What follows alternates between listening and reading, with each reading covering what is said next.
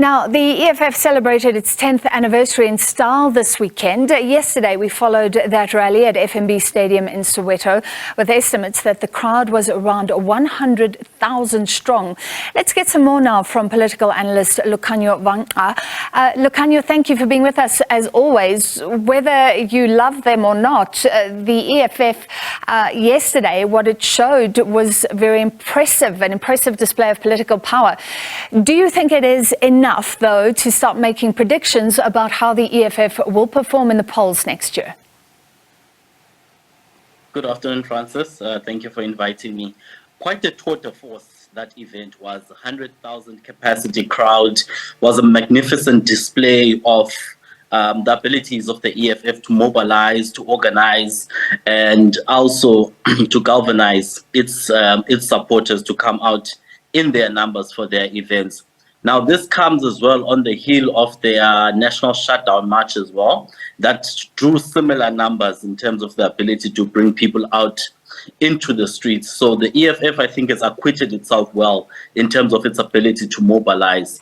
Now, that's the first aspect of the event. The second aspect of the event is the moment in itself, in the political sense. 10 years of the EFF being a significant player in the South African political landscape.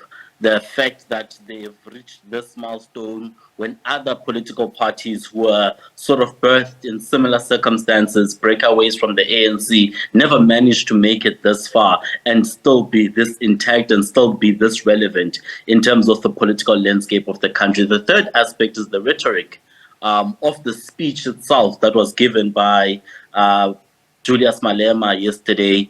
Not quite the rousing speech that he gave in the 2016 local government elections manifesto launch of the EFF. That speech, I felt, was much more powerful than the one that he gave yesterday. I think yesterday he missed an opportunity in his speech to prospect into the future for the next 10 years of the EFF, and as a result of that, didn't give a politically potent speech as he did in 2016 that roused more people to their feet than this one. But in terms of logistics, it's quite a magnificent feat for them. In terms of political relevance, again, 10 years is quite an achievement for the EFF. So whether you like them or you hate them, they're quite a significant political player in South Africa. All right, your sound is fading in and out, but let me throw in this question before we let you go. Did this speech at least have resonance, or was he attempting to have resonance with young people? I mean, the whole display, and we know that a lot of the disillusioned voters are young people who are unemployed, who maybe haven't voted in the past and are just waiting to be activated. Yes, that's correct, Francis.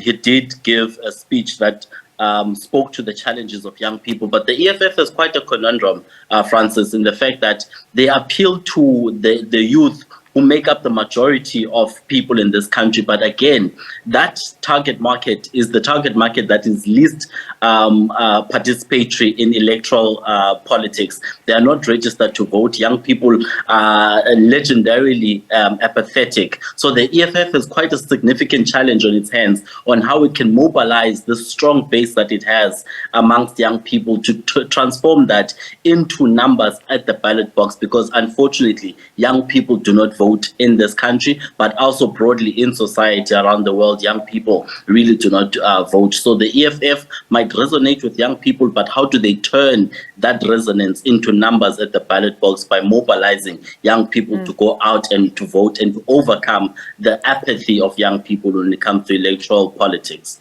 All right, thank you so much, Lukhanyo Vangqa, political analyst.